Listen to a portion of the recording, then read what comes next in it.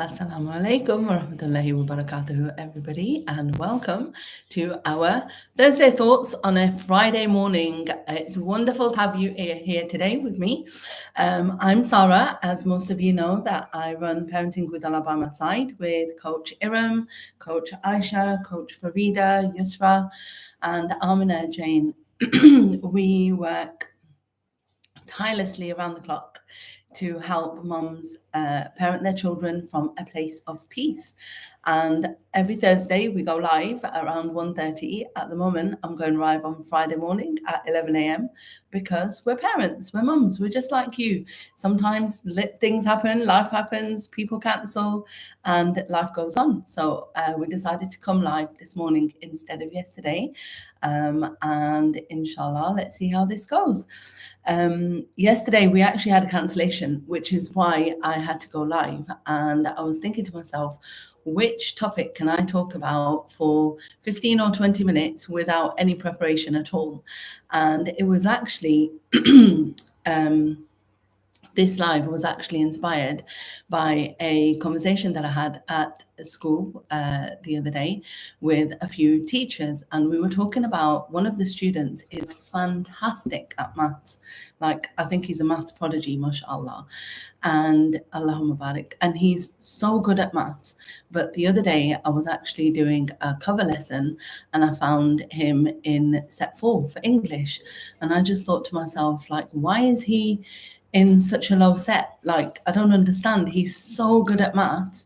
Like, he might be in set 2 or 3 for English, but how does he get so low in English? So I started talking to a few teachers about this and wondering how we could help and support this young boy, this young man, mashallah, he's about 15 now, into getting further. And we realized that he's not been in an English school for all his life, like most of the other kids. He actually joined us in about year 7 or 8. And then obviously that started me thinking about our parenting tribe and the parents and the mums in here and how old their kids are, and the fact that a lot of you go to different countries, not just going to England or the US, but also the opposite. People are bringing their kids from England to Arab countries, to the Gulf countries, to Malaysia, to Singapore. So obviously we live in a very multicultural society, in basically a global village, right, of sorts, which means that we do need to think about the language acquisition and how can we get our kids to be more fluent in different languages.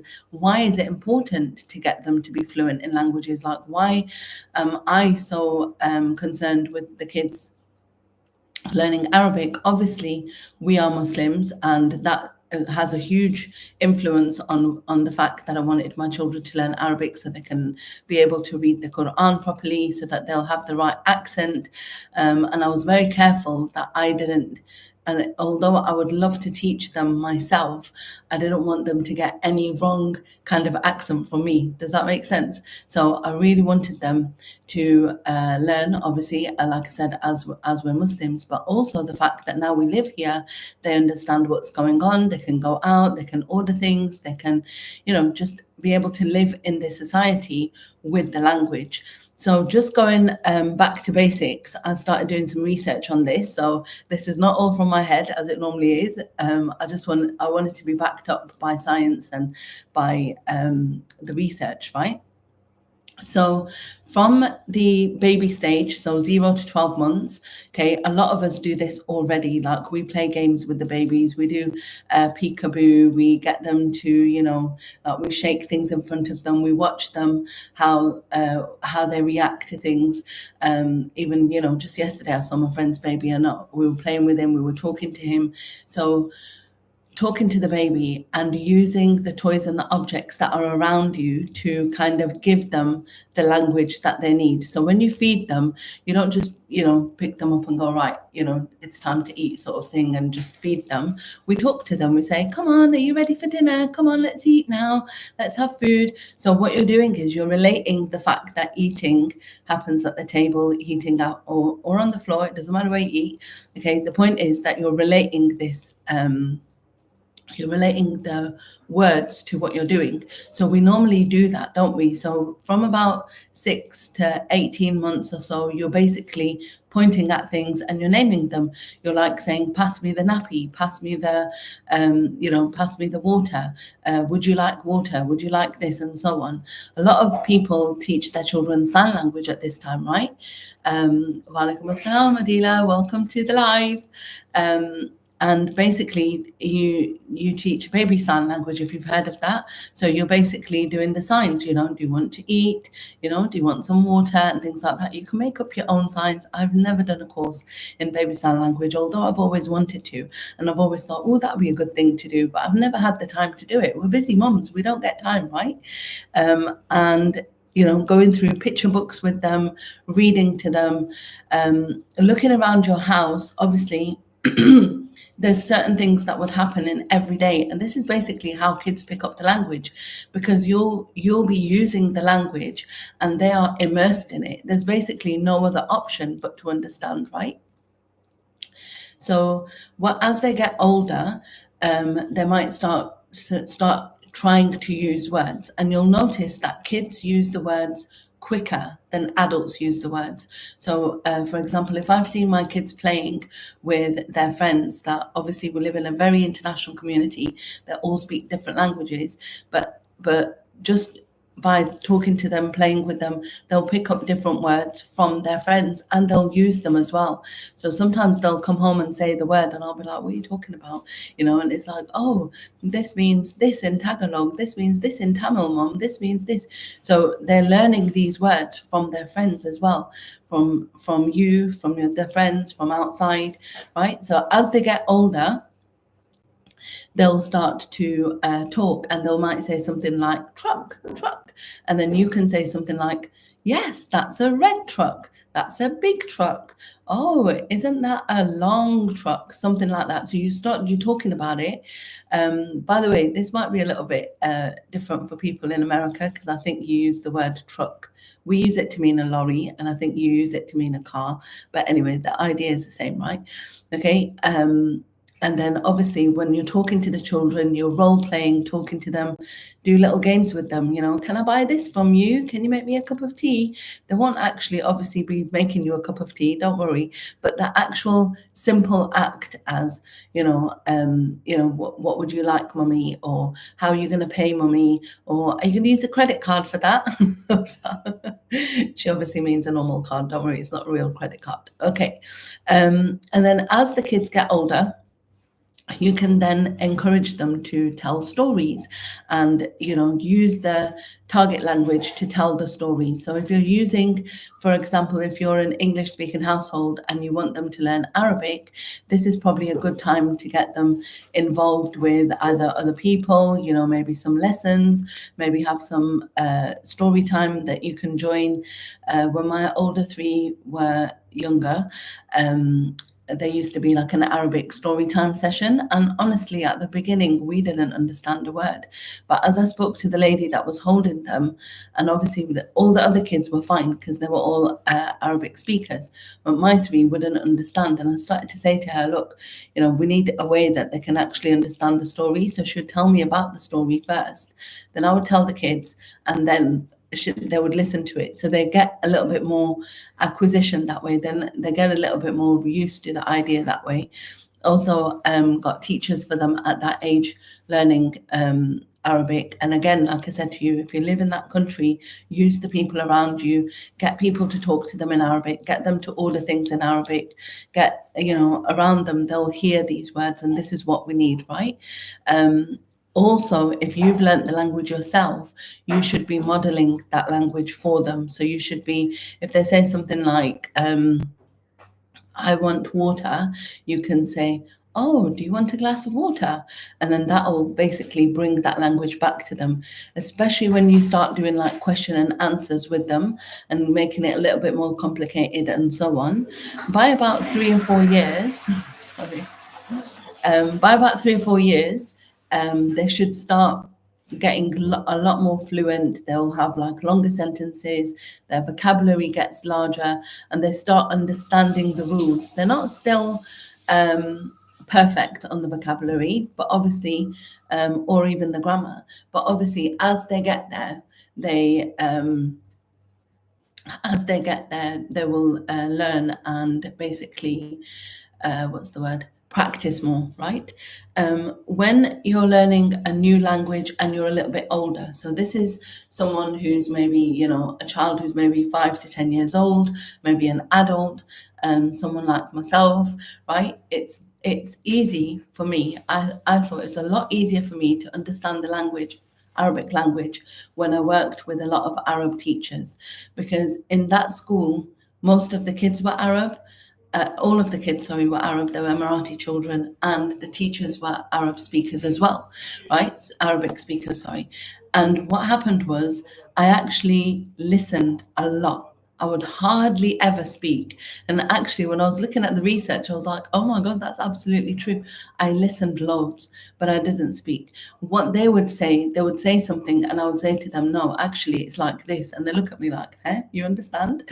Or I would understand the language, and it's basically about listening and learning, right? And just going like, okay, last time when she was saying, look at this, she said, shuf or shufti, like, and I'll remember, all right, okay, that means look at this, yeah, okay, well, and then I'll say to the kids, how do I say to them be quiet? How do I say to them sit down, right? And then once you start getting a few words in, and you start saying a few words, then it's easier, because it's really embarrassing, I have to admit, when you're learning the new language, it's really embarrassing sometimes when people laugh at you. But as long as the people, don't laugh, and they kind of include you in the language learning, and they understand that you're learning, then you'll find it a lot easier.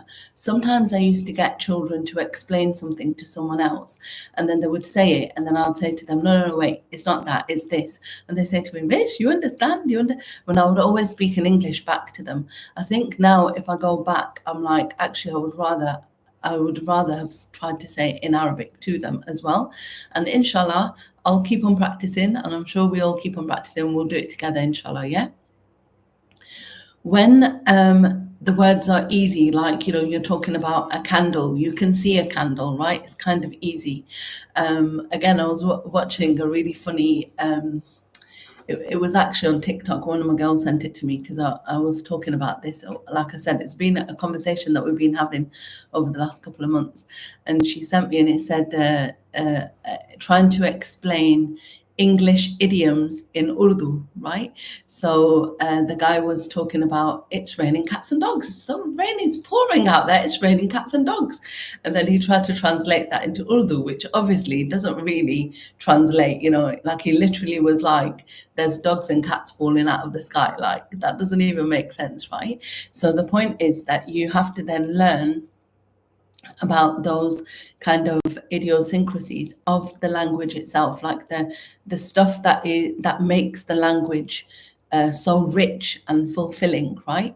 So that kind of learning takes a long time. One of the people that I was speaking to is actually a doctor, and he was his thesis was basically about how long it takes. He was talking about Arabic. So his thesis was about how long it takes Arabic speakers to become fluent, and then how long does it take them to actually be successful in the academic life, right? So he was like, and he was doing it for English, right? So it's the Arabic speakers that were learning English. And he actually found that it takes around 3 years for them to become fluent. It takes 7 years for them to become good enough to use the complicated language, the higher level language, and that academic language. So think about back to the boy that I was talking about. If he came, if he came in year 8, it's going to take him until the end of university sort of to actually become so fluent that he's able to be really successful academically in the language, right? So a lot of people want to like push the kids and push that process earlier. What they need to understand is, okay, look, if they aren't at that level in year 8, then it is probably more suitable for them to do their education in their first language and then do like secondary education, like a different course, like further education in the other language, in the target language. It is a really huge question, because obviously you're like, wait a second, but as long as they're in that English environment, they'll learn the English, or as long as they're in the Arabic speaking environment, they'll learn the Arabic. But remember, you want them to be successful as well in whatever they do. So just have that in your mind, that it does take quite a lot of time, right? So again, going back to the adults learning the new languages and the older kids, okay, so one of the things that you can do is listen a lot. And like I said to you earlier, listening just really, really helps. One of the easiest ways to do it is go on to whatever you watch, YouTube or Netflix or whatever it is. I know we're boycotting a lot of these, but I can't think of any streaming apps right now. Anyway, the point is, go onto them and change the audio to the language that you want, right? And then put the English subtitles on. So if you're an English speaker, put your English subtitles on. If you're an Arabic speaker, put the Arabic subtitles and listen to it in English, and then do it the other way around. And basically what you'll be doing is you'll be picking up a lot more language, because now you've got two ways that information is going to your brain, one by listening and one by seeing, right? The more of your senses that you include in learning that information, the more easier it will be for you to replicate that. So again, a while ago, I was reading a book about the brain and how the brain, how people recover from brain damage, right? And this lady was saying that she had no memory from the night before. So her brain was damaged so badly that she'd go to sleep, and in the morning she would wake up and have no memory. But we do have what we call muscle memory. So her husband would give her her phone, and she could remember back in the day when we had flip phones, right? That was her last memory of going to sleep. They were getting engaged, and she had this other phone. So when she wakes up, everything's different, right? It's completely different from the night that she went to sleep and whatever. So when he gives her the phone, her fingers remember how to use it. She says to him, I've never seen this phone before. He's like, no, it's your phone. And her fingers remember, right? So this is what we call muscle memory. And again, when you're using that muscle memory to learn something or to do something, it'll be a lot easier than just relying on, your brain memory, if that makes sense. Okay, moving on. So once you start learning the language, it's really important to start speaking the language, to not feel shy, to put yourself out there, to start with those languages, right? So try to write things, get people to practice with you, sit there with your friends and say, listen, I don't want to speak in English today. I want to speak in Urdu. I want everyone to speak to the kids in Urdu. We're just going to have an Urdu day, whatever, right? Okay, or the other way, Punjabi or Arabic, whatever it is, right? Get those people around you that are going to support you in this endeavor, what you're trying to do.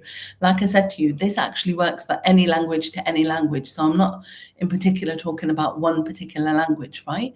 You're going to find it hard to find people who are all going to speak Mandarin or Latin or Japanese to your kids, right? Unless you've got like a really big Japanese community around you.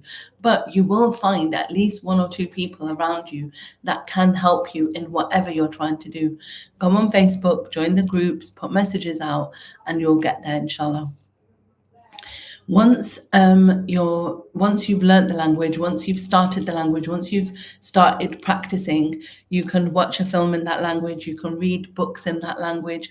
As that time goes on, then you can start moving on to the fluency stage. So then you can become more fluent in it. You can actually, start writing professionally. One of our Arabic teachers is a writer for a magazine, right? Okay, so she was actually into that literary circle before she actually started teaching Arabic. So this is the kind of thing that you can do, right? Read books and articles, move forward and try. For myself, when I was learning Urdu, I remember as a child being like, okay, just kind of the basics. You learn the alphabet, and then you learn these like short poems, and then you start learning like sentences, then you start writing the sentences. And then when you get to a certain level, it just becomes too hard. Sometimes like my cousins might send a message in Urdu. The whole entire thing is in Urdu. And I'll read about a sentence of it, and then I'll be like, oh, do you know what? I'm so tired. Can someone read it to me? And I feel guilty sometimes, but it's true. Like the more I practiced, the more I would find it easier. If I just got out a book in Urdu and I read it from start to finish, I think it would be a lot easier for me now to read Urdu and be faster at it, because I can read English in 10 seconds, right? So this is a thing that you can now do. And again, for yourself, for your kids, whoever it is that you're doing it with, you can actually do that. Now, before I go, just give you a few tips on the language acquisition. So we already talked about role play a lot, being interactive, getting your child or yourself immersed in the language, like where, maybe by the place that you live, maybe by the place you go, maybe by joining groups, right? Do you know that feeling, Adila? Is that the one where you don't want to read any Urdu, right? Yeah, so when it comes to these things, right, you can always find someone, somewhere, somehow to help. What I do is I teach mums to homeschool. I teach mums to educate their children, and you can ask me questions about where they, what school's best for them, whether they should do the grammar 11 plus grammar test, should you start revising for the SATs early, if you're in America, should they do the SAT, should they do an AP, and so on, right? Adila, you got a GCSE. I never did the GCSE in Urdu. Adila saying she's got the GCSE, mashallah, Allahumma barik. But yeah, no, I didn't do that. The point is that at the end of the day, we can learn these languages, right? And we can actually use them for the betterment, right? For you, yeah? It is a challenge, mashallah. So my mum, for example, taught English to second language speakers. That was her job, right? So she's an EAL teacher. So I guess a lot of my background from speaking slowly with people, giving them like different ways to understand what I'm talking about, to describe things in a different way. I think that comes from her, because sometimes when I see my husband, like he'll say something and then he'll just be like, he'll just say it again, like, I don't know, I can't think of a sentence, but like, oh, Coke is a good one back in the day. So when he used to go to a shop and ask for Coke, if he says, can I have a Coke? They don't understand him. He has to change it to Coke, right? And so these kind of things you will learn as you go along, about the different places, like I said, about the different places where you live, about the different places where you go, the different people that you meet, inshallah. And all the time think to yourself, like, I want to learn the next thing. Even if you don't homeschool your children, even if you don't want to be the only teacher that they have, which, it's fine, right? Have other teachers, have tutors, get people involved in their learning, get their grandparents involved, get their aunties and uncles involved. Whatever you can do, inshallah, get them involved in what you're doing. So like if you do want to teach, yes, I was just going to say that, Adina. If you do want to teach them your home language, for example, if it is Urdu or if it is, Chinese or Korean, whatever your home language is, and you want them to speak it, but you live in a different country where they speak the local language, then all you have to do is you have to do what we call language immersion. So when they go to the grandparents, just speak in Urdu or Punjabi or whatever it is your home language is, Korean, Japanese, whatever. So at that place, they know they've got to speak in that language, right? They've got to make themselves understood in that language. And again, with us, it's not as clear cut, but I have a better example than me and my husband. We've got a friend of mine had a friend. So it's not like my friend, it's her friend, who basically the mum spoke one language, the dad spoke spoke another language, and the nanny, the maid, spoke another language, right? So between the three of them, the child did not speak until they were 3 years old, right? But when he did start to talk, he spoke in the right language to each one. I can't remember, it was Afrikaans and English and one more.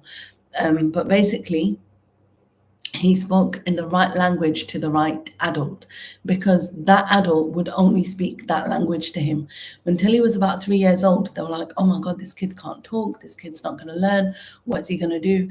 And basically, they wanted to, obviously they were like getting him tested and things like that. But then once he finally did start to talk, like, just imagine how amazing that brain is. That brain was just making connections, right? His brain was just making connections as time went along, so that he would then be able to speak the right language to the right person. So inshallah, I think it will be amazing if we all do that. And what Adila says, the hardest thing these days is the kids understand, but they don't feel confident speaking in front of others. And the schools don't give as many options. You're absolutely right.